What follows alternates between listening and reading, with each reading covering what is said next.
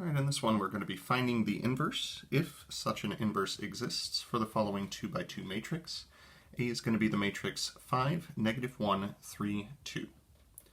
So the process goes, we start by augmenting A with the identity matrix, and then take it down to reduced row echelon form, using elementary row operations. So we'll take 5, -1, 3, 2, and we will augment this with the 2 by 2 matrix 1, 0, 0, 1. So the very first thing that I'd like to do is get a 1 into the 1, 1 entry. There are several different ways that we could make this work. I'm going to go for the laziest route. I'm simply going to take 1/5 of row 1, that'll become the new row 1. Now this will introduce some fractions, but unfortunately there is nothing that is going to prevent that in this problem. Spoiler alert, there's going to be lots of fractions. It's going to be okay. So, new first row is going to be 1, -1/5, 1/5, and 0.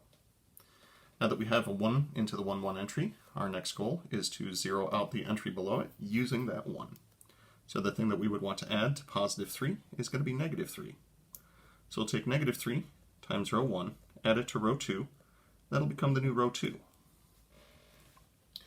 Now because we have fractions in here already, we'll need to be careful with these calculations. I'm also going to make this a little bit taller to fit all the fractions that we're going to be introducing in here. Still 1/5, still 0. Okay. So we'll take -3 times 1, add it to 3, that should give us 0. If we take -3 times -1/5, that'll be +3/5. +3/5 plus 2 will be 13/5 once we get a common denominator for those. -3 times 1/5 added to 0 will be -3/5. And then -3 times 0 added to 1 will be simply 1. Now that we have our lead 1 in the first row, and we have zeroed out the entry below it, next step is going to be to obtain a 1 in the 2, 2 entry. Again, we'll go kind of basic with this, because we're not supposed to be touching the first row until this is done. We'll take 5/13 of row 2, that'll become the new row 2. So first row stays the same as it was before. And we're multiplying the second row by 5/13. So 0, 5/13 times 13/5, we'll get the 1 that we were trying to get. 5/13 times -3 over 5, we can get the 5s to cancel out, leaving us with -3/13. And 5/13 times 1 will give us 5/13, no problem there.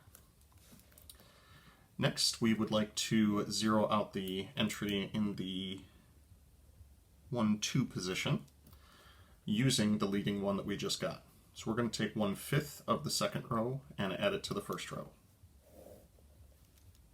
So 1/5 of the second row, we're going to add it to the first row to make a new first row. So the second row should stay the same, 0, 1. -3/13 and 5/13. So that'll be 1/5 times 0, add to 1. 1/5 of 1, add to -1/5, that'll be 0. Now things just got more interesting, because we're going to take 1/5 of this, and we're going to add it to this. So 1/5 of -3/13, and we're going to add it to 1/5. So what I'm going to do is I'm just going to go ahead and factor out the 1/5. That'll be -3/13 plus 1. -3/13 plus 1 is going to be 10/13, which reduces really nicely to simply 2/13. Then I'm going to take 1/5 of 5/13 and add it to 0. Well, 1/5 of 5/13 will cancel the 5s, and we'll be left with 1/13 added to 0. So, final answer for this one. The inverse matrix, A inverse, is equal to 2/13, 1/13, -3/13, and 5/13. Two things to point out. One of the things is that all four of these had the exact same denominator. That is not a coincidence. And once we get into the chapter on determinants, we will be able to explain this a little bit more readily.